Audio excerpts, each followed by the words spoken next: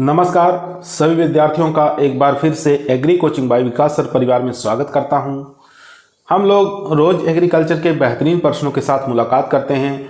जैसा कि आप लोगों को पता है, कृषि विज्ञान से संबंधित जितने भी एग्जाम होते हैं, चाहे कॉम्पिटिटिव एग्जाम हो, चाहे भर्ती परीक्षा, IBPS, agriculture TA, camp supervisor, IBPS, UP, TGT, PGT, जो भी इस तरीके के एग्जाम होते हैं, उनकी तैयारी से संबंधित प्रश्नों को रोजाना हम लेकर आते हैं। प्यारे विद्यार्थियों, जितने भी आप लोग हमारे चैनल से जुड़े हुए हैं, सबका हम एग्री कोचिंग बाय विकास सर परिवार में स्वागत करते हैं। फल विज्ञान के जितने भी क्वेश्चन बनने थे, कल की वीडियो में हम समाप्त कर दिए हैं। आज से हमारा जो नया टॉपिक स्टार्ट होगा वो है पौधशाला एवं बागवानी प्रबंधन। ठीक है, पौधशाला एवं बागवानी प्रबंधन से एक या दो क्वेश्चन जरूर एग्जाम में पूछे जाते हैं, तो इसलिए इस वीडियो को शुरू से लेके लास्ट तक जरूर देखिएगा। आज के वीडियो में हम 1 से लेकर 50 क्वेश्चनों को सॉल्व कराएंगे, जो कि परीक्षा की दृष्टि से काफ़ी मोस्ट और इम्पोर्टेंट है। तो क्वेश्चन नंबर फर्स्ट आपकी स्क्रीन पर आ चुका है। क्वेश्चन कह रहा है, टोपियरी बनाने के लिए सबसे ज़्यादा उपयुक्त एवं प्रयुक्त होने वाला पौधा कौन सा है? तो सबसे ज़्यादा उपयुक्त और प्रयुक्त होने वाला पौधा इसमें से बताना है कौन सा है। तो इसका राइट आंसर हो जाएगा ए ऑप्शन। ठीक है, क्लेरोडेंड्रॉन इंद्रमी। ठीक है, ए ऑप्शन यहाँ पर राइट आंसर हो जाएगा। दोस्तों यहाँ देख सकते हैं, टोपियरी बनाने के लिए सबसे ज़्यादा उपयुक्त और प्रयुक्त होने वाला पौधा क्लेरोडेंड्रॉन इंद्रमी है। ठीक है, तो ए ऑप्शन यहाँ पर हमारा राइट आंसर हो जाएगा।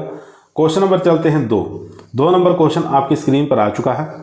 क्वेश्चन कह रहा है, बरादरी किस उद्यान की एक प्रमुख विशेषता है? ठीक है, बरादरी बताना है किस उद्यान की एक प्रमुख विशेषता है। जापानी उद्यान, मुगल उद्यान, अंग्रेजी उद्यान या इन सभी का? तो यहाँ पर जो राइट आंसर हो जाएगा वो हो जाएगा बी ऑप्शन, यानी कि मुगल गार्डन। बी ऑप्शन यहाँ पर राइट आंसर हो जाएगा। दोस्तों बरादरी एक मुगल गार्डन का प्रमुख विशेषता है। इसका तात्पर्य गार्डन के बीच में ऐसा कमरा जिनमें 12 दरवाजे होते हैं तथा इसके अंदर से पूरे उद्यान को देखा जा सकता है। ठीक है, मुगल गार्डन के निम्न उदाहरण है। मुगल गार्डन के भी निम्न उदाहरण जैसे ताज गार्डन आगरा, राष्ट्रपति गार्डन नई दिल्ली, ये सब दोनों मुगल गार्डन के उदाहरण है, याद रखेंगे। क्वेश्चन नंबर देखेंगे 3 नंबर क्वेश्चन आपकी स्क्रीन पर आ चुका है। क्वेश्चन कह रहा है, विटरिंग एक विशेष प्रक्रिया है, किसमें की जाती है? तो विटरिंग की प्रक्रिया दोस्तों किसमें की जाती है? गुलाब है, गुलदाउदी है, ग्लेडियोलस है या गुड़हल है? तो यहाँ पर जो राइट आंसर हो जाएगा दोस्तों वो हो जाएगा गुलाब। विटरिंग की क्रिया गुलाब के अंदर की जाती है, अच्छे और बड़े आकार के फूल प्राप्त करने के लिए। चलते हैं क्वेश्चन नंबर 4 पर। 4 नंबर क्वेश्चन आपकी स्क्रीन पर आ चुका है। क्वेश्चन कह रहा है, रोपण की किस विधि में वर्गाकार विधि की तुलना में 81% ज़्यादा पौधे लगते हैं? ठीक है, 81% ज़्यादा पौधे लगते हैं। पंचकोणीय विधि या षष्ठकोण विधि, इन दोनों ऑप्शन में से बताइए कौन सा राइट आंसर हो जाएगा।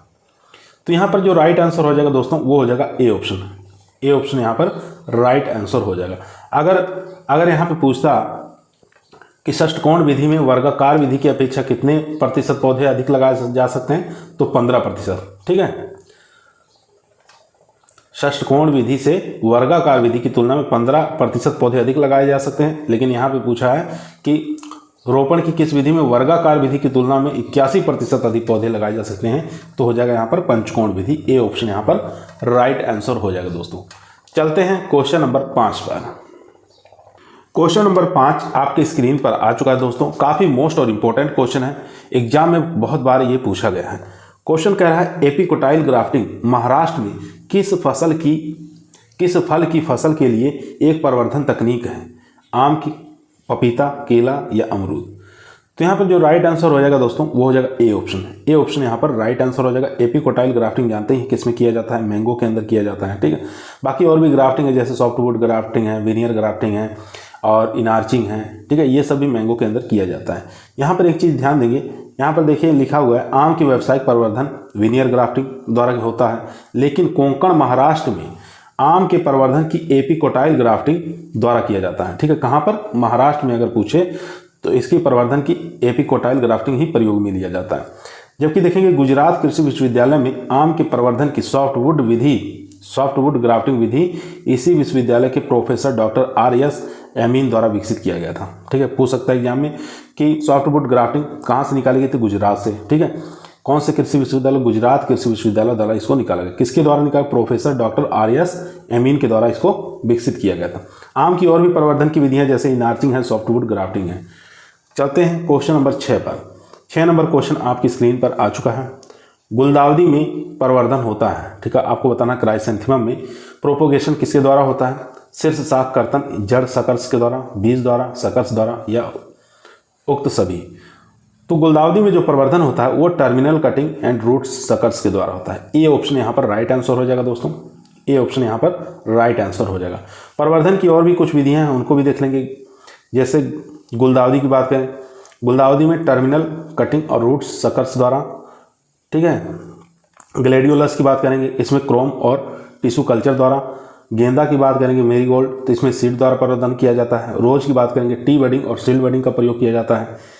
हिबिस्कस का बात करेंगे तो इसमें कटिंग द्वारा इसमें प्रवर्धन किया जाता है, ठीक है। ये सब याद रखेंगे, एग्जाम में बहुत बार पूछा गया है। क्वेश्चन नंबर देखेंगे 7 नंबर क्वेश्चन कह रहा है वर्गाकार पद्धति की अपेक्षा कितने प्रतिशत अधिक पौधे लगाए जा सकते हैं, ठीक है। षष्ठभुजारोपण पद्धति में वर्गाकार विधि की अपेक्षा कितने प्रतिशत अधिक पौधे लगाए जा सकते हैं, पीछे बता चुके हैं, ठीक है। तो इसमें 15% अधिक पौधे लगाए जा सकते हैं, ठीक है। षष्ठभुजाकार रोपण पद्धति में वर्गाकार पद्धति की अपेक्षा 15% अधिक पौधे लगाए जा सकते हैं। याद रखेंगे, बहुत बार एग्जामों में आया हुआ क्वेश्चन है। और इसमें टोटल कितने पौधे लगेंगे? तो 6 पौधे लगेंगे, ठीक है, ये भी याद रखना है। चलते हैं क्वेश्चन नंबर 8 पर। क्वेश्चन नंबर 8 आपके स्क्रीन पर आ चुका है दोस्तों। निम्न में से कौन सा वृक्ष तेजी से बढ़ता है? तो सब लोग जानते हैं यूकेलिप्टस जो है वो सबसे तेजी से बढ़ता है, ठीक है। यूकेलिप्टस हाइब्रिडा, जिसको सफेदा के नाम से भी जानते हैं, सबसे तेजी से बढ़ने वाला वृक्ष है। उसके बाद चलते हैं क्वेश्चन नंबर 9 नंबर क्वेश्चन आपकी स्क्रीन पर आ चुका है दोस्तों। क्वेश्चन कह रहा है निम्न पुष्पों में से किसको पुष्पहार बनने में प्रयुक्त करते हैं, ठीक है। कौन सा ऐसा पुष्प है जिसको हम पुष्पहार बनाने में प्रयुक्त किया जाता है? तो यहाँ पर जो राइट आंसर हो जाएगा दोस्तों वो हो जाएगा डी ऑप्शन, मिसेलिया चंपा का प्रयोग करते हैं, ठीक है। डी ऑप्शन यहाँ पर राइट आंसर हो जाएगा। क्वेश्चन नंबर देखेंगे 10। क्वेश्चन कह रहा है निम्न में से कौन सा सफेद पुष्प देता है? तो इसमें से बताना है कौन सा ऐसा फूल है जो सफेद रंग के पुष्प लगते हैं। तो काफी इंपॉर्टेंट है दोस्तों। यहाँ पर जो राइट आंसर हो जाएगा दोस्तों वो हो जाएगा डी ऑप्शन, डिलीनिया इंडिका, इसके सफेद कलर के पुष्प लगते हैं। डी ऑप्शन यहाँ पर राइट आंसर हो जाएगा। क्वेश्चन नंबर देखेंगे 11 नंबर क्वेश्चन कर रहा है भारत में बागवानी फसल का क्षेत्र कुल फसल क्षेत्र का कितने प्रतिशत है? 3.5%, 2%, 4% या 2.5%? तो यहाँ पर राइट आंसर हो जाएगा 2%। बी ऑप्शन यहाँ पर राइट आंसर हो जाएगा दोस्तों। बात करेंगे भारत में कुल बागवानी क्षेत्रफल 21.2 मिलियन हेक्टेयर है, जो कि कुल कृषिगत क्षेत्रफल का 13% है। कुल बागवानी फसलों में 60% उत्पादन सब्जी का होता है। उसके बाद बात करेंगे 29.7% फल उत्पादन होता है, 2.1 मसाला, 6.36 इसमें से प्लांटेशन क्रॉप, 0.64 फूल उत्पादन और 0.22% सुगंधित पौधे। तो ये सब डाटा आपको याद रखना है। उसके बाद क्वेश्चन नंबर देखेंगे 12 नंबर क्वेश्चन कह रहा है भारत में फूलों के बीज उत्पादन का क्षेत्रफल क्या है? 600 से 800, 400 से 600, 800 से 1000 या इनमें से कोई नहीं? तो यहाँ पर राइट आंसर हो जाएगा बी ऑप्शन, 400 से लेके 600 हेक्टेयर। बी ऑप्शन यहाँ पर राइट आंसर हो जाएगा दोस्तों। उसके बाद क्वेश्चन नंबर चलते हैं 13 नंबर क्वेश्चन कह रहा है मृदा जिसमें उपलब्ध फास्फोरस की मात्रा 20 किलोग्राम प्रति हेक्टेयर से कम हो उसे रखते हैं, तो उसे निम्न श्रेणी में रखा जाता है, ठीक है। ए ऑप्शन यहाँ पर राइट आंसर हो जाएगा। चलते हैं क्वेश्चन नंबर 14 पर। यहाँ देख सकते हैं अगर नाइट्रोजन का पूछे तो 250 किलोग्राम प्रति हेक्टेयर से कम है तो ये निम्न श्रेणी में आएगा।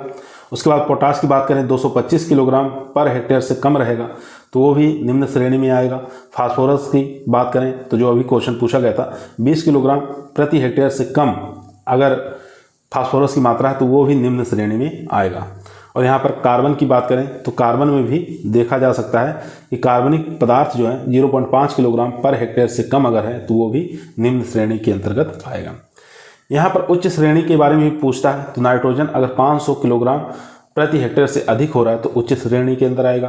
पोटास की बात करें 300 किलोग्राम पर हेक्टेयर से अधिक है तो उच्च श्रेणी के अंदर आएगा। फास्फोरस की बात करें 50 किलोग्राम पर हेक्टेयर से अधिक है तो उच्च श्रेणी में आएगा। कार्बनिक पदार्थ 0.75 से अधिक है तो वो उच्च श्रेणी के अंतर्गत आएगा। तो ये डाटा आपको याद रखना है जो कि एग्जाम की दृष्टि से काफ़ी मोस्ट और इम्पोर्टेंट है। चलते हैं क्वेश्चन नंबर 14 पर। 14 नंबर क्वेश्चन आपकी स्क्रीन पर आ चुका है दोस्तों, ध्यानपूर्वक पढ़ेंगे और इसका आंसर देंगे। तो यहाँ पर मिलाप करना है, तो चमेली का वैज्ञानिक नाम बताना है, क्या होता है।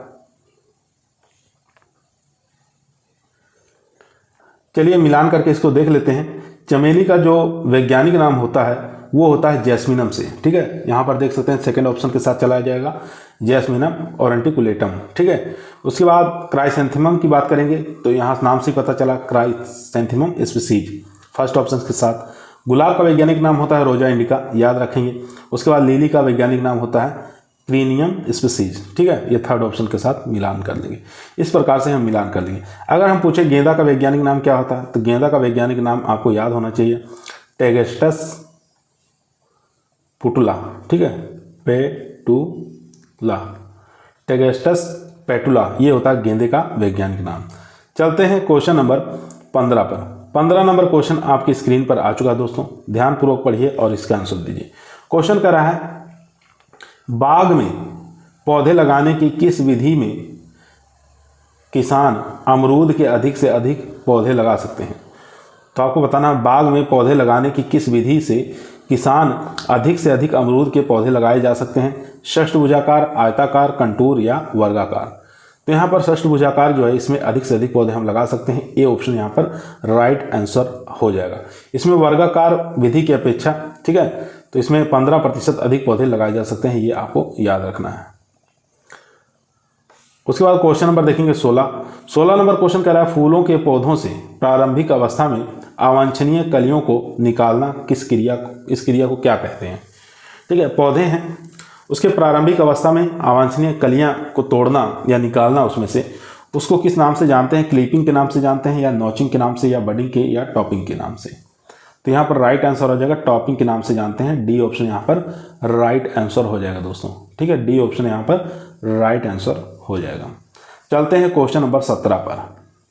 दोस्तों, यदि आप लोगों को वीडियो पसंद आ रही है तो लाइक जरूर करें, दोस्तों में शेयर करें, चैनल पर नए हैं सब्सक्राइब करना ना भूलिए। क्वेश्चन नंबर 17 आपकी स्क्रीन पर आ चुका है, ध्यानपूर्वक पढ़ेंगे और आंसर देंगे। क्वेश्चन करा अफीम पाया जाता है। ठीक है, अफीम में क्या पाया जाता है ये आपको बताना है।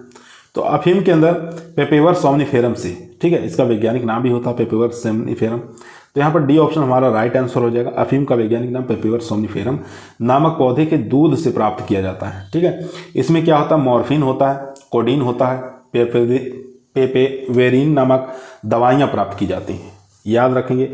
और सर्पगंधा की बात करेंगे तो सर्पगंधा के अंदर रेसरपीन एल्कोलाइड्स प्राप्त किए जाते हैं। ठीक है, सर्पगंधा का भी पूछ सकता है, जो एग्जाम की दृष्टि से काफ़ी मोस्ट इंपॉर्टेंट है।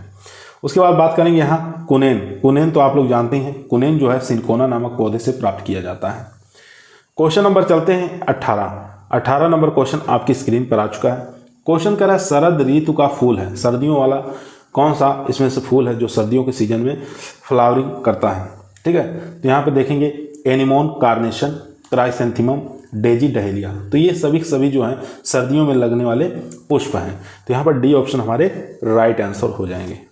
तो यहाँ देखेंगे शरदकालीन जो फूल हैं उनके कुछ और भी नाम याद रखेंगे, जैसे डहेलिया हो गया, क्राइसेंथेमम हो गया, पिटूनिया हो गया, साल्विया हो गया, गेंदा हो गया, पोपी अजरेक्टम हो गया, ठीक है, और डाईमंथस। ये जितने भी पौधे हैं ये शरद सीजन के पौधे हैं। वर्षाकालीन की बात करेंगे तो बाल्सम, हालियोक, कॉस्मोस, एमरेंथस, सूरजमुखी, ये बरसात के सीजन में लगने वाले फ्लावर हैं। उसके बाद ग्रीष्म सीजन की बात करेंगे, गर्मियों के अंदर बाल्सन हो गया, उसके बाद कॉस्मोस हो गया, कोचिया हो गया, जीनिया, गेंदा, ठीक है, ये सब ग्रीष्मकालीन में भी लगाए जा सकते हैं। तो यहाँ से भी क्वेश्चन काफ़ी ज़्यादा बनने की संभावना है, तो याद रखेंगे। क्वेश्चन नंबर चलते हैं 19 नंबर क्वेश्चन आपकी स्क्रीन पर आ चुका है। क्वेश्चन कह रहा है दुनिया का सबसे बड़ा फूल कौन सा है। नारियल है, कमल है, या रेफ्लेसिया है, गुलाब है।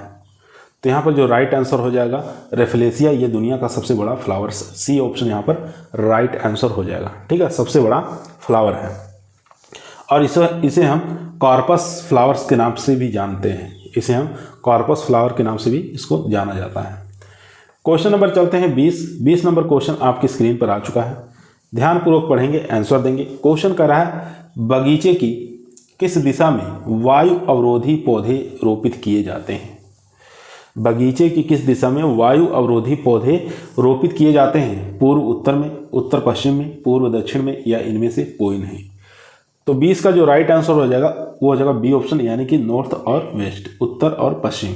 बी ऑप्शन यहाँ पर राइट आंसर हो जाएगा। अगर हम उत्तर और पश्चिम दिशा में लगाते हैं तो इससे क्या होता है, जो गर्मियों के अंदर लू हवाएं चलती हैं, गर्म हवाएं चलते हैं, उससे बचाने का भी काम ये करता है। ठीक है, इसलिए उत्तर और पश्चिम दिशा में हम इसको लगाते हैं।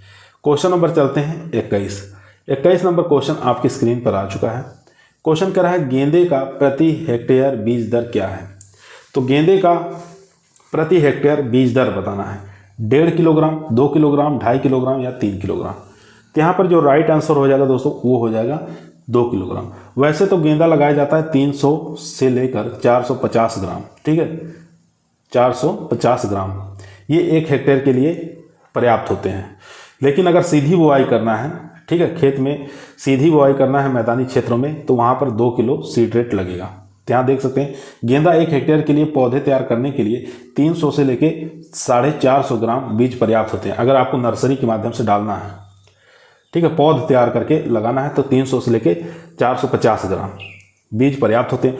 अगर हम वही बात करेंगे मैदानी भागों में इनकी खेती सीधे बीज द्वारा अक्टूबर माह में की जाती है, तो यहाँ पर सीड रेट लग जाएगा, कितना लगेगा, 2 किलोग्राम लगेगा। तो यहाँ पर 2 किलोग्राम हमारा राइट आंसर हो जाएगा। ठीक है, अगर नर्सरी से पूछे तो 300 से लेके 450 ग्राम। चलते हैं क्वेश्चन नंबर 22 पर। क्वेश्चन नंबर देखेंगे 22 नंबर क्वेश्चन कह रहा है निम्न में से कौन सी ग्लेडियोलस की प्रजाति है। तो ग्लेडियोलस की प्रजाति इसमें से बताना है कौन सी है। ज्वाला है, गंजल है, प्रियदर्शनी है, या उपयुक्त सभी है। तो यहाँ पर जो राइट आंसर हो जाएगा वो हो जाएगा डी ऑप्शन, यानी कि उपयुक्त सभी। ज्वाला, गंजल और प्रियदर्शनी सभी किस्में ग्लेडियोलस की हैं। ठीक है, और ये कहाँ से निकाली गई हैं इसको भी देख लेंगे। ज्वाला जो है ये NBRI यानी कि लखनऊ द्वारा निकाली गई किस्म है। ठीक है, और उसके बाद गंजल की बात करें, यह भी किस्म जो है NBRI यानी लखनऊ से निकाली गई किस्म है। NBRI लखनऊ से जो अन्य किस्में भी निकाली गई हैं, जैसे मनीषा है, मनहर है, अर्चना, मनमोहन, मोहिनी, मुक्ता, पीताम्बर, त्रिलोकी, ठीक है, ये सब लखनऊ द्वारा निकाली गई ग्लेडियोलस की प्रजातियाँ हैं। उसके बाद IIHR बेंगलोर से निकाली गई जो किस्में हैं उसमें आरती, अप्सरा, मीरा, पूनम, सपना, शोभा, ये सब ग्लेडियोलस की IIHR बेंगलोर से निकाली गई किस्में हैं। क्वेश्चन नंबर देखेंगे 23 नंबर क्वेश्चन आपकी स्क्रीन पर आ चुका है। केंद्रीय उपोष्ण बागवानी संस्थान स्थित है, श्रीनगर में है, लखनऊ में है, बेंगलोर में है, या बीकानेर में है। तो काफ़ी आसान और इजी क्वेश्चन है दोस्तों। तो यहाँ पर राइट आंसर हो जाएगा लखनऊ में स्थित है। बी ऑप्शन यहाँ पर राइट आंसर हो जाएगा। ठीक है, इनका यहाँ पे पूरा नाम देख लेंगे हम, जैसे सेंट्रल इंस्टीट्यूट ऑफ सब ट्रॉपिकल हॉर्टिकल्चर जिसको CISH कहते हैं, केंद्रीय उपोष्ण बागवानी संस्थान Lucknow Uttar Pradesh, national botanical research institute जिसको NBRI कहते हैं लखनऊ में स्थित है, Indian institute of sugar cane research IISR जिसको कहते हैं लखनऊ में स्थित है, national bureau of fish genetic resources ये भी कहाँ पर है, लखनऊ में स्थित है। ठीक है, ये इतने रिसर्च सेंटर जितने भी हैं ये लखनऊ के अंदर स्थित हैं। क्वेश्चन नंबर देखेंगे 24 नंबर क्वेश्चन कह रहा है फल मक्खी अंडे देती है। कहाँ पर अंडे देती है? तो जाहिर सी बात है फलों के मुलायम जो सतह है उसमें छिद्र बनाकर यह अंडे देती है। सी ऑप्शन यहाँ पर राइट आंसर हो जाएगा दोस्तों। ठीक है, फल मक्खी जो है ये बहुत ही हानिकारक कीट है। ये क्या करती है, कद्दू वर्गीय जितने भी फल होते हैं, पौधे होते हैं, इनके फलों के अंदर जैसे लौकी, करेला, कद्दू, ककड़ी, टिंडा आदि, इसके अतिरिक्त टमाटर, बैगन, अमरूद, पपीता, इन सबको नुकसान पहुंचाती है। मादा मक्खी अपने अंडरोपक को कोमल फलों में धंसाकर गूदे में अंडे दे देती है। ग्रसित फल से छिद्र लसदार भूरे रंग का द्रव निकालती है, जिससे जो गूदा सड़ने लगता है, जिसके आसपास का भाग क्या होता है, काले रंग में बदल जाता है। क्वेश्चन नंबर देखेंगे 25 नंबर क्वेश्चन कह रहा है हॉपर एक भाग है, बताना किसका भाग है। ये काफ़ी अच्छा क्वेश्चन है, एग्जाम में बहुत बार आया हुआ है। तो एक प्रकार का हैंड रोटरी डस्टर का यह भाग होता है। बी ऑप्शन यहाँ पर राइट आंसर हो जाएगा। ठीक है, हैंड रोटरी क्या होता है? तो हैंड रोटरी एक प्रकार का ध्रुवक का स्प्रे किया जाता है, भुरकाव करने में इसका प्रयोग किया जाता है। ठीक है, यहाँ पे देखेंगे हॉपर जो है हैंड रोटरी डस्टर का एक भाग होता है। इसमें कंटेनर, इसे कंटेनर भी कहते हैं। ठीक है, इसमें 5 से 6 किलो विष धूल भरी जा सकती है। हैंड रोटरी डस्टर के 4 भाग होते हैं, चारों भाग आपको याद होने चाहिए, जैसे हॉपर या कंटेनर, दूसरा गियर बॉक्स, तीसरा ब्लोअर और चौथा है डिस्चार्ज सिस्टम। दे सकता है इनमें से कौन सा एक हैंड रोटरी का भाग नहीं है। तो अगर आप चारों याद किए हैं तो आसानी से जान जाएंगे कौन सा इसमें से भाग नहीं है। ठीक है, चलते हैं क्वेश्चन नंबर 26 पर। क्वेश्चन नंबर 26 आपकी स्क्रीन पर आ चुका है। क्वेश्चन कह रहा है फालसा की छटाई की वांछनीय ऊंचाई है। आपको फालसा की अगर छटाई करना है तो प्रूनिंग करने के लिए उसकी ऊंचाई कितनी होनी चाहिए? तो यहाँ पर जो राइट आंसर हो जाएगा दोस्तों वो हो जाएगा सी ऑप्शन। ठीक है, 0.9 से लेकर 1.2 मीटर ऊंचाई सतह से। ठीक है, सी ऑप्शन यहाँ पर राइट आंसर हो जाएगा दोस्तों। सी ऑप्शन यहाँ पर राइट आंसर हो जाएगा। इसमें क्या होता है, जो फल होते हैं नई वृद्धि पर ही आते हैं, नई जो शाखाएं होती हैं उसी पर इसमें फल लगते हैं। और इसका उचित समय कौन सा है? जनवरी फरवरी का महीना कृंतन करने का सबसे अच्छा समय माना गया है। ठीक है, और इसके लिए 0.9 से लेकर 1.2 मीटर जमीन की सतह से छटाई करते हैं, याद रखेंगे। क्वेश्चन नंबर देखेंगे 27 नंबर क्वेश्चन कह रहा है काष्ठीय फलदार वृक्षों की रिंगिंग की जाती है। जो काष्ठीय फलदार वृक्ष हैं उनकी रिंगिंग क्यों की जाती है? नई शाखाओं की फुटान हेतु, पुष्प कलिकाओं के लिए, फल पकने की गति को धीमा करने के लिए, या फल झड़ने से कम करने के लिए। तो यहाँ पर देखेंगे नई शाखाओं की फुटान के लिए किया जाता है, एक तो ये सही हो जाएगा, और पुष्प कलिका के लिए किया जाता है ताकि उसमें अधिक से अधिक पुष्प कलिकाएँ निकल सकें। तो फर्स्ट और सेकेंड ये दोनों ही हमारे यहाँ पर राइट हो जाएंगे। ठीक है, यहाँ पर देख सकते हैं कि 1 और 2 सही है, तो यही हमारा ए ऑप्शन यहाँ पर राइट आंसर हो जाएगा। क्वेश्चन नंबर देखेंगे 28 नंबर क्वेश्चन आपकी स्क्रीन पर आ चुका है। क्वेश्चन कह रहा है किसान दशहरी किस्म का बाग लगाना पसंद करते हैं क्योंकि? किसान है दशहरी किस्म के आम लगाना क्यों पसंद करते हैं, ये आपको बताना है। यह नियमित फलन वाली किस्म है, यह अगेती किस्म है, या फलों में संपूर्ण विलय ठोस यानी कि अम्लता का अनुपात अधिक होता है, भंडारण क्षमता अधिक और सुवास युक्त होता है। तो यहाँ पर जो राइट आंसर हो जाएगा वो हो जाएगा 1 और 2, यानी कि यह नियमित फलन देने वाली किस्म है, ये भी राइट है। उसके बाद यह अगेती किस्म है, दोनों राइट आंसर हो जाएगा। यहाँ पर फर्स्ट और सेकेंड दोनों सही है। ठीक है, यहाँ पे देख सकते हैं 1 और 2 सही है, ए ऑप्शन यहाँ पर हमारा राइट आंसर हो जाएगा दोस्तों। तो ये जो दशहरी है ये उत्तर भारत की प्रमुख किस्म मानी गई है। ठीक है, और ये मध्यम पकने वाली किस्म होती है। इसकी जो गुठली होती है वो बहुत पतली होती है और इसमें जो गुद्दा होता है वो रेशा रहित होता है, और इसमें मिठास भी काफ़ी अच्छी मात्रा पाई जाती है। और पकने के बाद हम लगभग 10 दिन तक खाने योग्य इसको रख सकते हैं, ये भी इसकी खासियत होती है। चलते हैं क्वेश्चन नंबर 29। क्वेश्चन नंबर 29 आपके स्क्रीन पर आ चुका है दोस्तों, ध्यानपूर्वक पढ़ेंगे और इसका आंसर देंगे। क्वेश्चन कह रहा है भारतवर्ष में वर्तमान प्रति व्यक्ति वन क्षेत्र है 0.11 हेक्टेयर, 0.09 हेक्टेयर, 0.07 हेक्टेयर या 0.05 हेक्टेयर। ठीक है, तो ये बताइए इसमें से राइट आंसर क्या हो जाएगा। तो यहाँ पर जो राइट आंसर हो जाएगा दोस्तों वो हो जाएगा 0.07। ठीक है, यहाँ पर सी ऑप्शन राइट आंसर हो जाएगा। वर्तमान में प्रति व्यक्ति वन क्षेत्र जो है 0.08 है। ठीक है, 8 ऑप्शन में था ना, इसलिए 7 पे लगा देंगे हम। विश्व के मुकाबले लगभग 0.64 हेक्टेयर प्रति व्यक्ति वन क्षेत्र है, ये भी आपको याद रखना है। क्वेश्चन नंबर देखेंगे 30 नंबर क्वेश्चन स्क्रीन पर आ चुका है। क्वेश्चन कह रहा है बलुई भूमि में लगाए गए आम के लिए सिंचाई की सर्वोत्तम पद्धति कौन सी है? तो यहाँ देखेंगे बौछारी है, टपक है, या नाली है, या क्यारी है। तो यहाँ बलुई भूमि की बात कर रहा है। ठीक है, बलुई भूमि में जानते हैं काफ़ी ज़्यादा पानी लग जाएगा, इसलिए हम यहाँ पर टपक यानी कि ड्रिप इरिगेशन का प्रयोग करेंगे। बी ऑप्शन यहाँ पर राइट आंसर हो जाएगा दोस्तों। क्वेश्चन नंबर देखेंगे 31 नंबर क्वेश्चन कह रहा है माइक्रोग्राफ्टिंग से तैयार पौधे किससे मुक्त होते हैं? माइक्रोग्राफ्टिंग से तैयार पौधे किससे मुक्त होते हैं? विषाणु से, या RLO से, या MLO से, या जीवाणु से। तो यहाँ पर राइट आंसर हो जाएगा ए ऑप्शन, यानी कि विषाणु से मुक्त होते हैं। ठीक है, विषाणु से मुक्त होते हैं। क्वेश्चन नंबर देखेंगे 32 नंबर क्वेश्चन कह रहा है ग्लेडियोलस का प्रवर्धन किस विधि द्वारा किया जाता है? 2 सीड, बल्ब, स्टेम कटिंग या जड़ों द्वारा। तो ग्लेडियोलस का जो प्रवर्धन है वो हम करते हैं बल्ब द्वारा। बी ऑप्शन यहाँ पर राइट आंसर हो जाएगा दोस्तों। क्वेश्चन नंबर देखेंगे 33 नंबर क्वेश्चन आपकी स्क्रीन पर आ चुका है। आगरे का ताज गार्डन उद्यान किस शैली की विशिष्ट नमूना है? तो पीछे हम ये क्वेश्चन कर चुके हैं, तो ये मुगल शैली का एक प्रमुख विशेषता है। तो यहाँ पर डी ऑप्शन दोस्तों राइट आंसर हो जाएगा। क्वेश्चन नंबर चलते हैं 34 पर। क्वेश्चन नंबर 34 आपकी स्क्रीन पर आ चुका है। क्वेश्चन कह रहा है पुष्प व्यापार के क्षेत्र में भारतवर्ष का अग्रणी राज्य कौन सा है? तो यहाँ पर व्यापार की बात कर रहा है, ना कि उत्पादन की। उत्तर प्रदेश, पंजाब, कर्नाटक या झारखंड। तो 34 का जो राइट आंसर हो जाएगा सी ऑप्शन, यानी कि कर्नाटक। ठीक है, व्यापार के क्षेत्र में कर्नाटक पहले स्थान पर। अगर हम उत्पादन की बात करें तो उत्पादन के पश्चिम बंगाल आ जाएगा। ठीक है, याद रखेंगे दोनों। क्वेश्चन नंबर देखेंगे 35 नंबर क्वेश्चन स्क्रीन पर आ चुका है।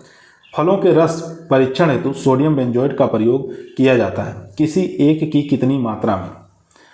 तो यहाँ पर मात्रा आपको याद रखना है 0.06 से लेकर 0.10। बी ऑप्शन यहाँ पर राइट आंसर हो जाएगा दोस्तों। क्वेश्चन नंबर देखेंगे 36 नंबर क्वेश्चन स्क्रीन पर आ चुका है। वर्गाकार विधि की तुलना में षष्ठभुजाकार रोपण विधि में कितने प्रतिशत अधिक वृक्ष लगाए जा सकते हैं? 25, 40, 10 या 15। बहुत बार क्वेश्चन ये आया हुआ है, तो 15% अधिक पौधे लगाए जा सकते हैं। तो यहाँ पर डी ऑप्शन हमारा राइट आंसर हो जाएगा। क्वेश्चन नंबर देखेंगे 37। बेल के कायिकीय प्रवर्धन की प्राय अपनाई जाने वाली विधि कौन सी है? तो बेल के लिए यहाँ पर विधि पूछा है, तो यहाँ पर ए ऑप्शन राइट आंसर हो जाएगा, soft wood cutting. A option यहाँ पर राइट आंसर हो जाएगा। और भी विधियाँ हैं, इसको भी देख लेंगे। बेल में तो सॉफ्टवुड ग्राफ्टिंग हो गया। उसके बाद यहाँ पर सपोटा की बात करेंगे तो इनार्चिंग, लीची आए तो गुटी, बेल में बैर के अंदर मुकुलन द्वारा, ठीक है, आम के अंदर वेनियर ग्राफ्टिंग। चलते हैं क्वेश्चन नंबर 38 पर। क्वेश्चन नंबर 38 आपकी स्क्रीन पर आ चुका है। क्वेश्चन कह रहा है फलदार वृक्षों में वानस्पतिक संवर्धन किया जाता है क्योंकि यह सरल है, इसमें मात्र पौधे को तरह अलग से प्राप्त किया जा सकता है, इसका गुणांक अनुपात अधिक होता है, इस पर उत्परिवर्तन का प्रभाव नहीं होता है। तो यहाँ पर राइट आंसर हो जाएगा बी ऑप्शन, इसमें मात्र पौधे की तरह पौधे प्राप्त होते हैं। तो बी ऑप्शन यहाँ पर राइट आंसर हो जाएगा दोस्तों। क्वेश्चन नंबर चलते हैं 39 पर। 39 नंबर क्वेश्चन आपके स्क्रीन पर आ चुका है। ताजे फलों पर मोम की परत देने से फलों का भंडारण अवधि बढ़ने का कारण क्या है? तो फर्स्ट ऑप्शन देखेंगे वाष्पन दर की कमी। तो यही हमारा राइट आंसर हो जाएगा, वाष्पन दर में कमी हो जाती है। ठीक है, यहाँ देख सकते हैं ताजे फलों पर मोम की परत देने से फलों की सतह से वाष्पन दर की कमी हो जाती है। तो याद रखेंगे, काफ़ी इंपॉर्टेंट क्वेश्चन है। क्वेश्चन नंबर देखेंगे 40 नंबर क्वेश्चन कह रहा है टमाटर के फल छेदक कीट के जैविक नियंत्रण के लिए उपयुक्त जाल फसल यानी कि ट्रैप क्रॉप के रूप में कौन सी फसल लगाएंगे? गेंदा लगाएंगे, सरसों लगाएंगे, तंबाकू या लहसुन? तो यहाँ पर जो राइट आंसर हो जाएगा दोस्तों, टमाटर में फली छेदक को रोकने के लिए ट्रैप क्रॉप यानी कि जैविक नियंत्रण के लिए हम जो मेरीगोल्ड का प्रयोग करते हैं। ठीक है, मेरीगोल्ड किनारे किनारे लगा देंगे तो इससे हमारा ये फल छेदक से रोकने का काम करेगा। क्वेश्चन नंबर देखेंगे 41 नंबर क्वेश्चन कह रहा है बाग में अधिकतम पौधों के लिए पौध लगाने की विधि की पहचान कीजिए। तो बाग में अधिकतम पौधों के लिए पौध लगाने की विधि की पहचान करना है आयताकार, षष्ठभुजाकार, कंटूर या वर्गाकार। आप लोग जानते हैं हेक्सागोनल सिस्टम के अंदर हम 15% अधिक पौधे लगाए जा सकते हैं। ठीक है, वर्गाकार विधि की अपेक्षा। तो यहाँ पर हमारा बी ऑप्शन ही हमारा राइट आंसर हो जाएगा। यहाँ देख सकते हैं एग्जामों में कितनी बार ये क्वेश्चन पूछा गया है। ठीक है, बहुत बार एग्जाम में रिपीट होता है क्वेश्चन, इसलिए ध्यानपूर्वक पढ़ेंगे और इसका आंसर देंगे। देख सकते हैं इस विधि में बाग लगाने के 15% अधिक पौधे लगाए जा सकते हैं। यह विधि शहर के पास अपनाई जाती है क्योंकि शहर के जो पास वाली भूमि है वो काफ़ी महंगी होती है। क्वेश्चन नंबर चलते हैं 42 पर। क्वेश्चन नंबर 42 आपके स्क्रीन पर आ चुका दोस्तों यदि आप लोगों को वीडियो पसंद आ रही है तो लाइक करिए, दोस्तों में शेयर करिए, चैनल पर नए आए हैं तो सब्सक्राइब करना ना भूलिए। क्वेश्चन नंबर 42 कह रहा है वेजिटेबल फोर्सिंग से क्या तात्पर्य है। तो वेजिटेबल फोर्सिंग का आपको अर्थ बताना है, उसका तात्पर्य क्या है। तो फर्स्ट ऑप्शन देखेंगे बेमौसमी की सब्जियां उत्पादन करना, फर्स्ट ऑप्शन ही हमारा राइट आंसर हो जाएगा। बेमौसमी सब्जियां उत्पादन ही हमारा वेजिटेबल फोर्सिंग कहलाता है। ठीक है, यहाँ पे देख सकते हैं यह सब्जियों को उगाने की वह ढंग है जिसमें सब्जियों को बेमौसम में उगाया जा सकता है, जैसे ग्लास हाउस के अंदर, गर्म स्थान पर, ग्रीन हाउस के अंदर। ठीक है, इसमें हम मशरूम को लगा सकते हैं, एस्परगस को उगाया जा सकता है। ये दोनों ही चीज़ आपको याद रखना है। क्वेश्चन नंबर देखेंगे 43, पायरेथ्रम निकाला जाता है। तो आपको बताना है पायरेथ्रम किससे निकाला जाता है। तो क्राइसेंथेमम की जो पुष्प पंखुड़ी होती है उससे हम निकालते हैं। तो यहाँ पर डी ऑप्शन राइट आंसर हो जाएगा। क्राइसेंथेमम की पुष्प पंखुड़ी से निकाला जाता है पायरेथ्रम, याद रखेंगे। चलते हैं क्वेश्चन नंबर 44 पर। 44 नंबर क्वेश्चन आपकी स्क्रीन पर आ चुका है। क्वेश्चन कह रहा है फसलों की पुष्पावस्था में कीटनाशी दवाओं का फुहार क्यों नहीं करना चाहिए। तो आपको बताना फसलों में पुष्प वाली जो क्रॉप्स होती हैं उसके अंदर कीटनाशी दवाओं का स्प्रे या प्रयोग क्यों नहीं करना चाहिए, ये यहाँ पर पूछ रहा है। तो चारों ऑप्शन देख लेते हैं, आपकी स्क्रीन पर आ चुका है। पुष्प सरण रोकने के लिए, समुचित फल लगने हेतु, या मधुमक्खी अवशेष नियंत्रण हेतु, या कीटनाशी अवशेष नियंत्रण हेतु। तो यहाँ पर सी ऑप्शन हमारा राइट आंसर हो जाएगा। मधुमक्खी अवशेष नियंत्रण करने के लिए हम उस पर कीटनाशी दवाओं का स्प्रे नहीं करते हैं। ठीक है, तो यहाँ पर देख सकते हैं लिखा हुआ है फसलों की पुष्पावस्था में कीटनाशी दवाओं का फुहार इसलिए नहीं करना चाहिए ताकि मधुमक्खी या कीट को बचाया जा सके, क्योंकि इनके एक पुष्प से दूसरे पुष्प पर बैठने से पॉलिनेशन अधिक होता है और उपज में वृद्धि होती है, इसलिए इसमें कीटनाशक दवाओं का स्प्रे नहीं किया जाता है। क्वेश्चन नंबर देखेंगे 45 नंबर क्वेश्चन कह रहा है उत्तरी भारत में अंगूर की कटाई छटाई कब करनी चाहिए। अक्टूबर में करेंगे, मार्च में करेंगे, जनवरी में करेंगे या जुलाई में करेंगे। तो उत्तरी भारत में अंगूर की कटाई छटाई पूछ रहा है, काफ़ी मोस्ट और इम्पोर्टेंट क्वेश्चन है दोस्तों। तो यहाँ पर सी ऑप्शन राइट आंसर हो जाएगा। जनवरी के महीने में करते हैं, इसमें सी ऑप्शन राइट आंसर। चलते हैं क्वेश्चन नंबर 46 पर। क्वेश्चन नंबर दोस्तों 46 आपकी स्क्रीन पर आ चुका है। क्वेश्चन कह रहा है सुपर स्टार प्रजाति है, गुलाब की है या कैना की है, क्राइसेंथेमम की है या बोगनवेलिया की है। तो सुपर स्टार जो एक प्रजाति है ये गुलाब की प्रजाति है। ए ऑप्शन यहाँ पर राइट आंसर हो जाएगा। ठीक है, इसको हाइब्रिड टी के नाम से जानते हैं, हाइब्रिड टी रोज के नाम से जानते हैं, या इसको टेनो स्टार के नाम से भी जाना जाता है, याद रखेंगे। तो दोनों नाम याद रखेंगे, हाइब्रिड टी रोज और टेनो स्टार के नाम से भी जानते हैं इसको, सुपर स्टार प्रजाति को। क्वेश्चन नंबर देखेंगे 47 नंबर क्वेश्चन कह रहा है ग्राम समाज भूमि पर वातावरण प्रदूषण कम करने हेतु वन अथवा फलदार वृक्ष लगाने को क्या कहते हैं। प्रक्षेत्र वानिकी, सिल्वी पास्चुरल या कृषि वानिकी या सामाजिक वानिकी। तो यहाँ पर डी ऑप्शन हमारा राइट आंसर हो जाएगा। सामाजिक वानिकी कहते हैं, डी ऑप्शन यहाँ पर राइट आंसर हो जाएगा दोस्तों। यहाँ पर देख सकते हैं जो इंपॉर्टेंट चीज़ें हैं परीक्षा की दृष्टि से।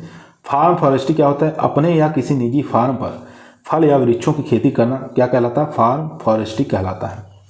सिल्वी पास्चुरल क्या होता है, इसमें फल वृक्षों की खेती के साथ साथ पशु चारा वाली फसलों की खेती करना क्या कहलाता है, सिल्वी पास्चुरल कहलाता है।